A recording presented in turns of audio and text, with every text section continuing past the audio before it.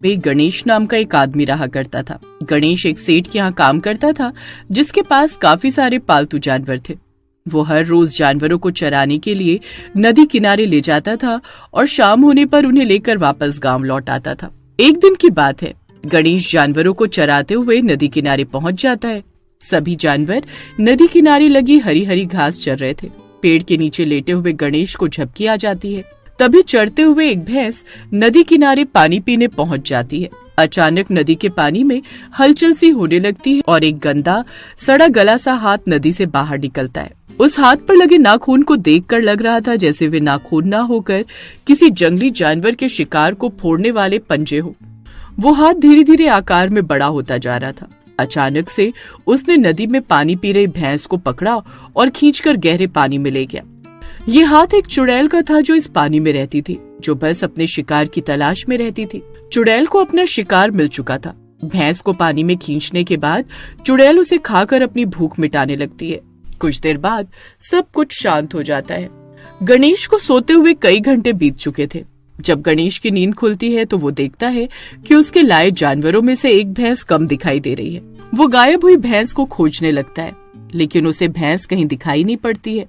अब गणेश मन ही मन घबरा रहा था कि अगर सेठ जी को पता चल गया कि वो जानवरों को छोड़कर नदी किनारे सो गया था तो उसकी शामत आ जाएगी। लेकिन अब किया भी क्या जा सकता था। घबराते हुए वो घर पहुंचता है। गणेश, एक भैंस कहाँ रह गई? लौटते समय ज्यादा पीछे रह गई क्या? नहीं सेठ जी, वो पता नहीं कहाँ गुम हो गई। मैंने तलाशने की बहुत कोशिश की लेकिन वो मुझे नहीं मिली। लगता है चढ़ते चढ़ते वो नदी में बहुत आगे निकल गई। मैं कल ही पास वाले गांव में जाकर पता लगाता हूँ, शायद वहाँ पहुँच गई होगी। तेरा दिमाग तो ठिकाने पर है। तुझे पता भी है एक भैंस कितने रुपए की आती है? अगर मेरी भैंस नहीं मिली तो तेरी साल भर की तनख्वाह नहीं मिलेगी। सेठ जी की बात सुनकर गणेश बहुत घबरा जाता है और अगले ही दिन पड़ोस वाले गांव में जाकर पूछताछ करता है, लेकिन उसकी भैंस कहीं पर भी नहीं मिलती। अगले दिन फिर वो जानवरों को नदी किनारे चराने ले जाता है। दिन ढलने ही वाला था। दिन ढलने वाला है, सारे जानवरों को ले आता हूँ। तभी एक भैंस फिर से नदी में पानी पीने पहुंच जाती है। चुड़ैल का हाथ आकर आज फिर से भैंस को पानी में खींच लेता है। आज भी गणेश खोई हुई भैंस को तलाशने की बहुत कोशिश करता है, लेकिन उसे भैंस कहीं भी दिखाई नहीं देती। वो बेचारा सर पीटता हुआ वापस गांव की ओर चल देता है। तुम्हारा कहने का मतलब है कि आज फिर एक और भैंस अचानक गुम हो गई? तुम मुझे बेवकूफ समझते हो? सच सच बताओ, तुमने मेरी भैंसों को कितने रुपए में बेचा है? नहीं तो अभी मैं तुम्हें पुलिस के हवाले करता हूँ। नहीं सेठ जी, मैं ऐसा गलत काम कभी नहीं कर सकता। मैं गरीब जरूर हूँ, लेकिन मेरी ईमानदारी पर शक मत करिए। चाहे जो हो जाए, मैं आपकी भैंस जरूर ढूंढ कर लाऊंगा। अगले दिन सवेरा होते ही गणेश अकेला ही नदी की ओर चल पड़ता है। आखिरी बार मैंने उसे नदी में पानी पीते हुए देखा था, उसके बाद वो गायब हो गई। आखिर ऐसा कैसे हो सकता है? इतनी बड़ी भैंस ऐसे कैसे आंखों के आगे से ओझल हो गई? कुछ ना कुछ तो हुआ है यहाँ। ऐसा सोचते सोचते वो नदी के किनारे पहुंचकर जैसे ही पानी में पैर रखता है, अचानक ही वहाँ का मौसम बदल जाता है। तेज हवा चलने लगती है और गहरे काले बादल घिर आते हैं। दिन जैसे अंधेरी रात में बदल जाता है। इससे पहले कि गणेश कुछ समझ पाता, अचानक से पानी में कुछ हलचल होने लगती है। वो चौंक कर पानी की तरफ अपनी नजर टिका देता है। तभी एक गंदा बदबूदार हाथ आकर उसकी गर्दन जकड़ लेता है और उसे खींचकर पानी में ले जाता है। गणेश तैरना नहीं जानता था। पानी के अंदर सांस न ले पाने के कारण कुछ ही देर में उसकी जान चली जाती है। देख लिया आपने, दो भैंसे लेकर आपका वो गणेश गांव छोड़कर भाग गया। लाख बार समझाया था उस पर ज्यादा भरोसा मत करो, लेकिन आपकी अकल पर तो पत्थर पड़े हुए हैं। अब क्या करोगे? कहाँ ढूंढोगे उसे? तू चिंता ना कर भाग्यवान, उस नमक हराम को मैं कब्र से भी ढूंढ निकालूंगा। सेठ ने पूरे गांव में ये बात फैला दी थी कि गणेश उनकी दो भैंसे लेकर गांव छोड़कर भाग गया है। गांव वाले भी अब उसे चोर ही समझने लगे थे। धीरे धीरे समय बीतने लगा और गांव वालों ने गणेश को भुला दिया। लेकिन एक बात थी जो सामान्य नहीं थी, वो ये कि अक्सर गांव से किसी न किसी के गायब होने की खबर सुनाई। सीता और गीता नाम की दो औरतें नदी किनारे हरी घास काटने के लिए जाती हैं। सीता बहन, दिन ढलने को है, अब निकलते हैं, गांव पहुंचते हुए अंधेरा हो जाएगा। हाँ ठीक है, बस जरा पानी पी लूं, बड़ी प्यास लगी है। तुम घास का गट्ठर बांधो, मैं हाथ मुंह धोकर पानी पी कर आई। गीता जाकर कटी हुई घास को बांधने लगती है। कुछ देर बाद अचानक गीता को याद आया कि उसने सारी घास की गठरी बांध ली, लेकिन सीता अभी तक नहीं आई। अरे सीता, कहाँ है तू? चल ना, देर हो रही है। तभी गीता की नजर नदी के किनारे बैठी एक खतरनाक औरत पर पड़ती है जो एक चुड़ैल की तरह दिखाई दे रही थी और मजे से नदी के पानी में स्नान कर रही थी। नदी में एक चुड़ैल को नहाते देख गीता का डर से बुरा हाल हो गया था, लेकिन अभी भी वो अपनी सहेली सीता के लिए बहुत चिंतित थी। तभी उसे एक पेड़ के पीछे छिपी हुई सीता दिखाई देती है जो इशारे से गीता को जाने के लिए कह रही थी। हे भगवान, ये सीता तो बिल्कुल उस चुड़ैल के पास ही खड़ी है, कहीं चुड़ैल ने उसे देख लिया तो क्या होगा। गीता घबराकर वहाँ से भागने लगती है।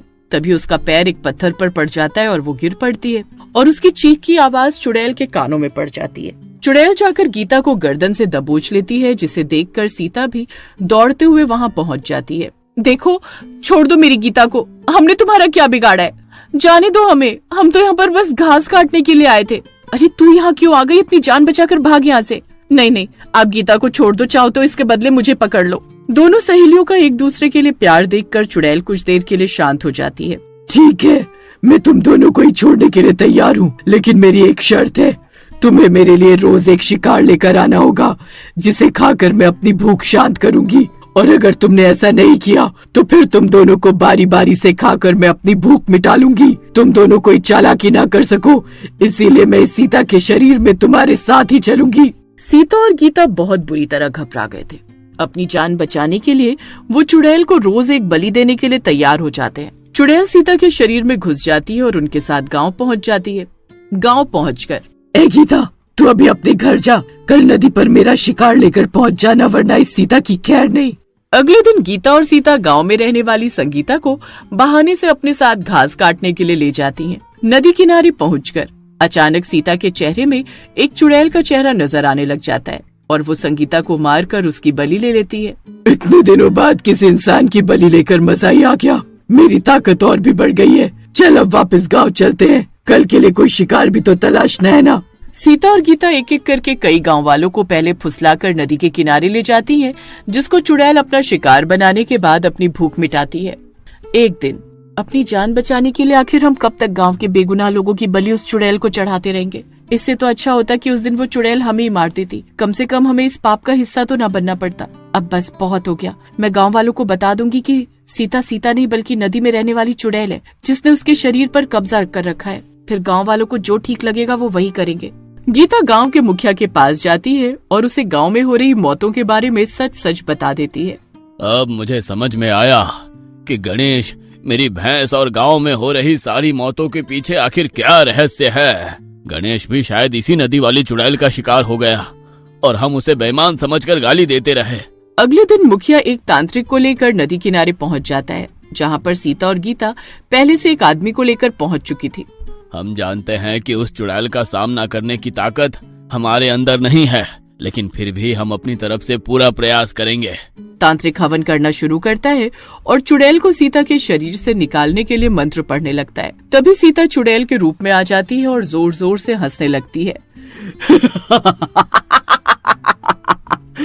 तुम्हें क्या लगा था तुम इस सीता को मुझसे छुड़ा कर ले जाओगे? अब सीता के साथ ये गीता भी मरेगी और साथ में तुम सब भी मेरा शिकार बनोगे। इससे पहले कि चुड़ैल हमला कर पाती, मुखिया के शरीर में गणेश की आत्मा प्रवेश कर जाती है। तब मैं कमजोर था, लेकिन अब मुझ में तेरा सामना करने की ताकत है। मेरे गांव वालों को तू छू भी नहीं सकती। तांत्रिक लगातार मंत्र पढ़ता रहता है, जिससे चुड़ैल की शक्तियां कमजोर पड़ने लगती हैं और दूसरी ओर गणेश के रूप में मुखिया सीता चुड़ैल की गर्दन पकड़कर उसे दबाने लगता है। कुछ देर बाद चुड़ैल सीता का शरीर छोड़कर वहां से गायब हो जाती है और गणेश भी रोशनी का गोला बनकर नदी के पानी में समा जाता है। उस दिन के बाद नदी में चुड़ैल का प्रकोप खत्म हो गया था, क्योंकि अब वहां गणेश की आत्मा गांव वालों की रक्षा के लिए पहरा देने लगी थी।